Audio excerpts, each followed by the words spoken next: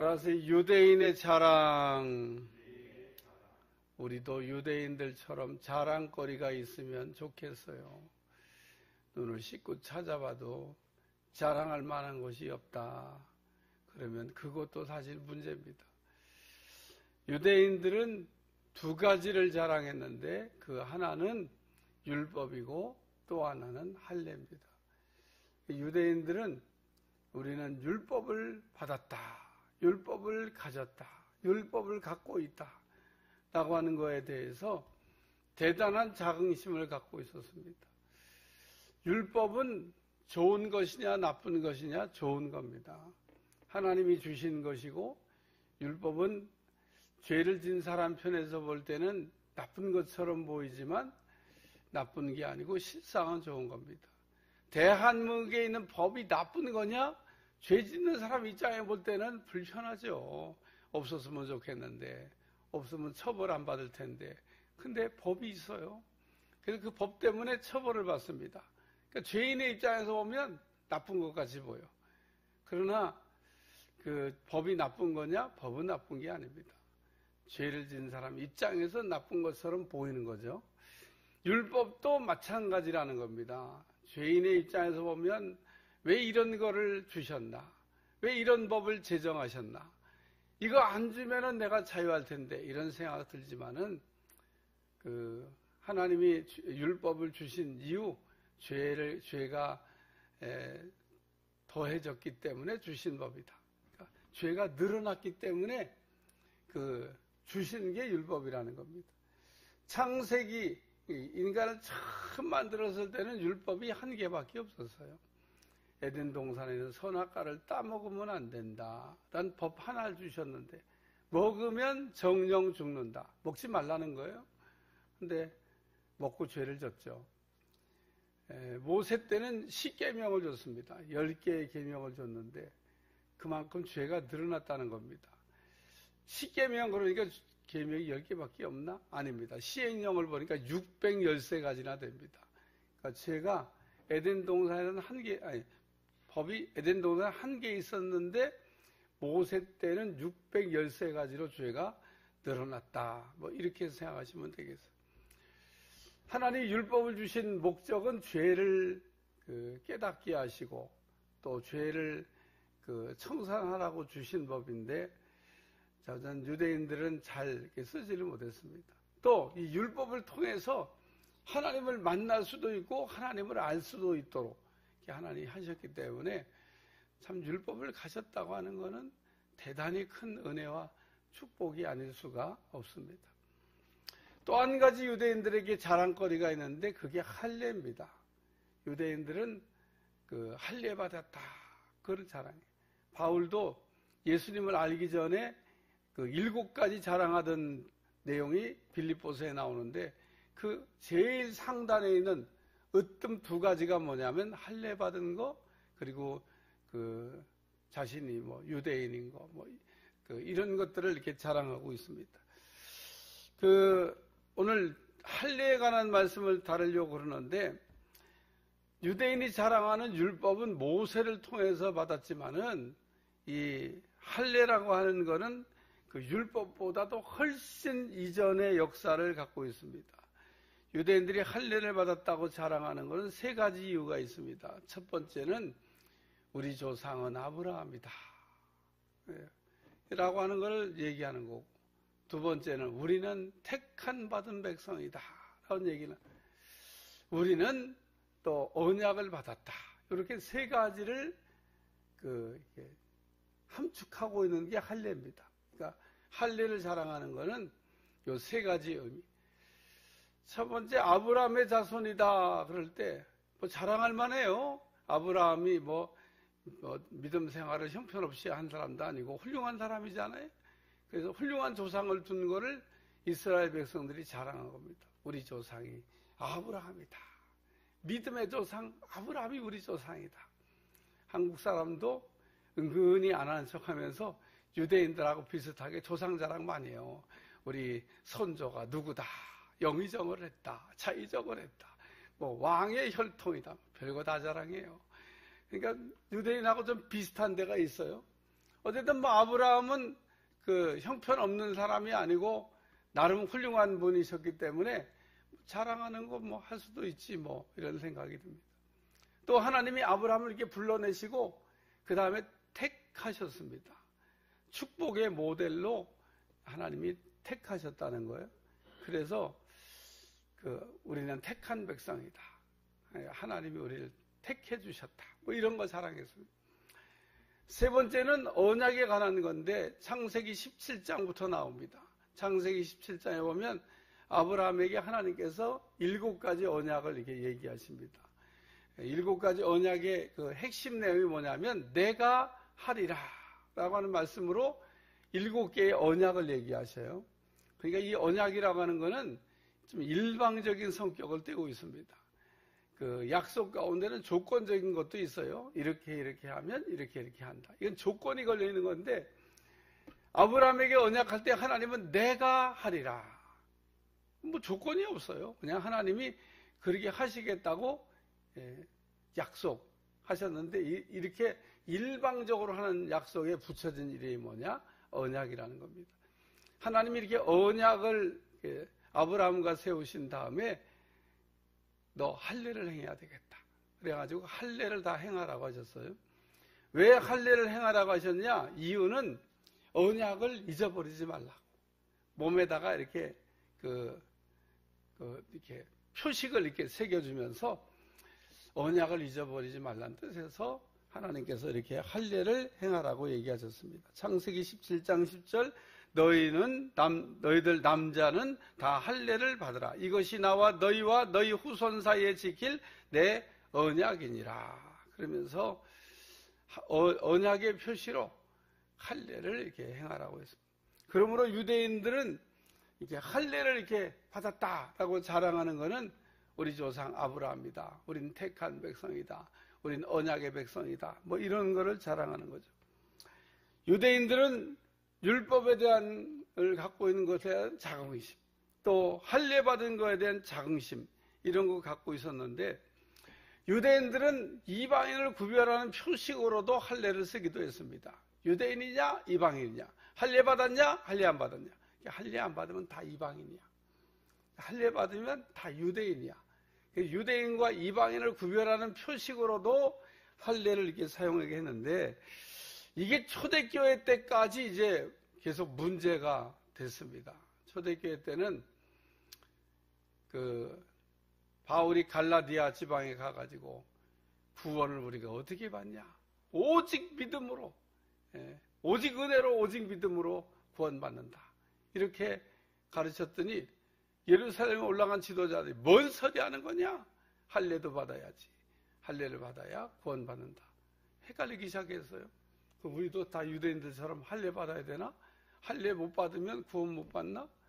바울이 아니라고 얘기하는 겁니다.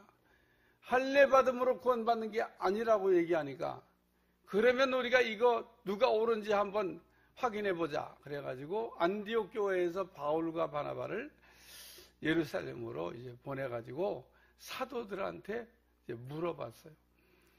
구원받는데 할례가 꼭 필요한 겁니까? 우리가 생각할 때는 안 받아도 될 것 같은데 잦은 예루살렘에 있는 지도자들이 할례 받아야 된다고 얘기합니다. 이거에 대한 정리를 해주시길 바랍니다. 그래서 사도행전 15장에 그 유명한 예루살렘 공의회가 열렸고 이방인들에게는 요긴한 신앙에 필요한 몇 가지만 제외하고 나머지를 지키지 않아도 된다. 그래서 할례로 구원받는 게 아니라고 하는 얘기를 정리했습니다. 그래서 할례는 구원에 받는 게 아니다. 그런 얘기. 오늘 말씀으로 돌아가 보면 첫 번째 말씀은 내가 율법을 행하면 이라는 말씀이 나와 있더라. 만일 율법을 행하면 만일 율법을 행하면 네가 만일 율법을 행하면 할례가 유익하나 만일 율법을 범하면 내 할례가 무할례가 되느니라.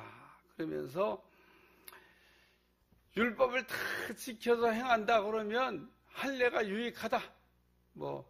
율법을 다 지키면 할례가 유익하지만 만약에 율법을 다 못 지킨다 그러면 할례가 무슨 유익이 있겠냐. 그러면서 그 율법을 한 가지만 어겨도 죄인이 되는 거기 때문에 할례를 통해서 오는 유익이 없다. 이런 이야기를 말씀하고 있습니다. 그 할례로 그래서 구원받을 수가 있냐? 또 할례로 죄인이 의인될 수 있냐? 아니라는 겁니다. 할례로 구원받을 수 있는 것도 아니고 할례로 죄인이 의인되는 것도 아니다. 그러면서 할례는 믿음으로 의롭다 하심을 얻은 것에 대한 증표로 하나님께서 주신 거고, 오늘날 우리가 받는 세례는 손으로 하는 세례가 아니라 그리스도의 할례로 하나님께서 우리의 마음에 새겨놓은 것이다. 성경 하나 보겠습니다. 골로새서 2장 골로새서 2장 11절 12절 같이 찾아서 한 목소리로 한번 읽습니다. 시작. 또 그 안에서 너희가 아직도 못 찾으셨나 봐. 326페이지 다 같이 시작. 또 그 안에서 너희가 손으로 하지 아니한 할례를 받았으니 곧 육의 몸을 벗는 것이요 그리스도의 할례니라. 너희가 세례로 그리스도와 함께 장사되고 또 죽은 자들 가운데서 그를 일으키신 하나님의 역사를 믿음으로 말미암아 그 안에서 함께 일으키심을 받았느니라. 구약시대 때 받았던 할례의 의미는 믿음으로 의롭다함을 받은 사람들에 대한 증표로 하나님께서 주신 것이 할례고, 신약시대 때는 이 세례가 바로 그 믿음으로 의롭다 하심을 받은 것에 대한 증표가 된다. 그래서 여기 신약의 세례는 그리스도의 그 할례 이렇게 표현하고 있습니다. 그리스도의 할례가 뭐냐? 그게 세례라는 겁니다. 우리가 세례 받았다고 해서 그 구원받은 게 아니에요. 구원은 믿음으로 받는 거지 세례 받음으로 받는 게 아닙니다.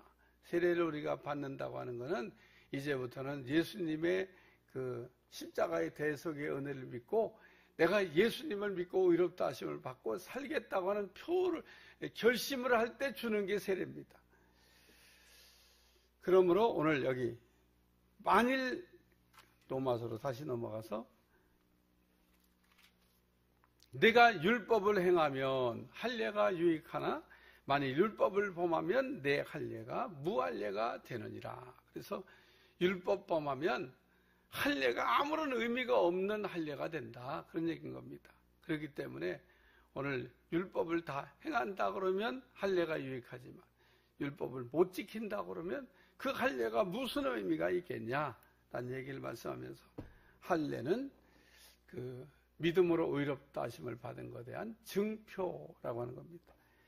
두 번째 말씀은 그런즉 율법을 지키면 이란 말씀인데 이제 6절 말씀 오면 그러면 그런즉 무할례자가 율법의 규례를 지키면 그 무할례를 할례와 같이 여길 것이 아니냐. 그러면서 무할례자가 율법의 규례를 다 지켰대요. 무할례자가 율법을 다 지켰다는 겁니다.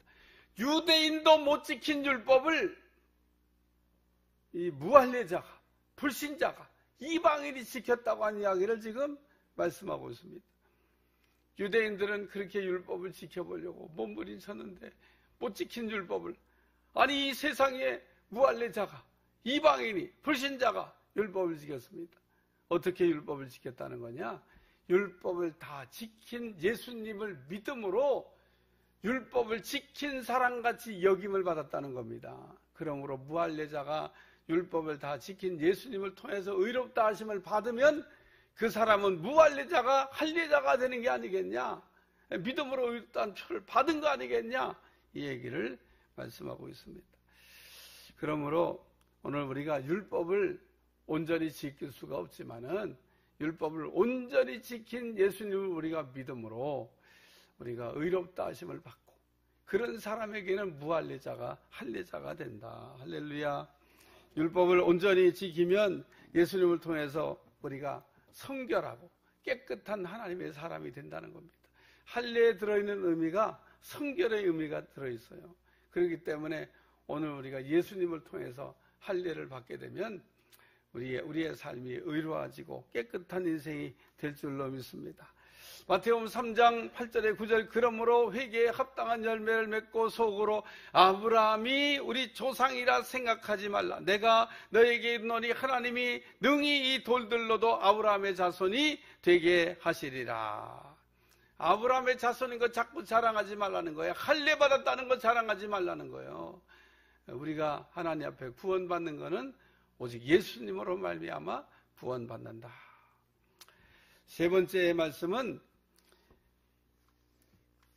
무릇 표면적 유대인이 아니요 표면적 육신의 할례가 아니니라. 오직 이면적 유대인이며 할례는 마음에 할지니 영에 있고 율법의 조문에 있지 아니한 것이라. 그래서 오직 이면적 유대인은, 그래서 표면적 유대인이 있고 이면적 유대인이 있다는데, 표면적 유대인은 뭐냐?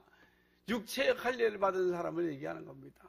육체에다가 그 의롭다 하심 받은 그 할례 받은 자. 이 유대인들이 그걸 자랑했죠. 우리 8일 만에 다 할례 받았다고. 근데 진짜 할례는 마음에 받는 거다. 네? 마음에 받은 사람이 진정한 할례자라는 얘기를 이렇게 말씀하고 있습니다. 그러면 유대인들이 받은 이 할례가 필요 없는 거냐? 할례 받는 것이 필요 없다고 얘기하면 안 됩니다. 할례가 구원의 조건은 아니지만은, 그러나 오늘 우리가 이 할례 받음을 통해서 우리가 하나님 앞에 믿음으로 의롭다 하심 받은 증거가 되기 때문에, 또 성결해지기 때문에 할례를 안 받아도 된다. 바울이 이미 할례 받은 사람은 그냥 할례 받은 대로, 할례를 못 받은 사람은 굳이 할례를 받아야 될 필요는 없지만은 마음의 할례를 받아야 된다는 얘기를 이렇게 강조하고 있습니다. 할례를 우리가 어디에다가 우리는 해야 되냐? 우리 마음의 할례. 그래서 할례를 조금 더 적용하면 입의 할례도 받아야 된다, 귀의 할례도 받아야 된다, 손발의 할례도 받아야 된다, 이렇게 적용돼요. 왜냐하면 우리가 이 할례를 받지 않으면 새로워지지 않기 때문에. 그래서 바울이 이면적 유대인이요 할례는 마음에 할지니 영이고 율법의 조문에 있지 아니하다. 그러면서 저는 육체로 우리가 사는 게 아니라 마음으로 사는 거다. 유대인들은 할례를 이렇게 자랑했는데, 오늘 할례라고 하는 것도 구원의 조건이 되지 못하고, 오늘 우리가 구원을 받기 위해서는 오직 예수님의 십자가의 의, 예수님의 십자가의 대속의 의를 믿음으로 의인된다라는 얘기를 말씀하고 있습니다. 그러므로 바울은 유대인의 그 두 가지 큰 자랑, 우린 율법 가졌다, 우린 할례 했다, 이런 자랑하지만 율법도 그리고 할례도 구원의 조건이 아니라 그것으로 우리가 구원받는 게 아니다 라는 얘기를 하면서, 구원은 오직 예수님의 십자가의 대속의 의, 그걸 우리가 믿음으로 의롭다 하심을 받고 마음의 할례를 받을지니라 라는 얘기를 말씀하고 있습니다. 오늘도 우리가 마음의 할례를 받음으로 성결하고 깨끗한 삶이 되어질 수 있기를 주님으로 축원합니다. 기도하겠습니다. 하나님, 오늘도 우리가 마음의 할례를 받음으로 참으로 예수님을 통하여 의롭다 하심을 받은 것을 자랑하고 기뻐할 수 있도록 도와주시고, 우리의 의가 우리의 잘함에 있는 것이 아니라 십자가에 있는 것을 믿게 하여 주시고, 십자가의 대속의 의를 힘입어 승리할 수 있도록 도와주옵소서. 이 땅에서 자랑하지 말아야 될 것들 자랑하지 않게 하시고, 바울이 배설물과 같이 버렸다고 하는 것들 우리가 다 버리게 도와주시고, 오직 예수님만 자랑하는 종들이 다 되게 하여 주옵소서. 감사드리며 예수님의 이름으로 간절히 기도하옵나이다.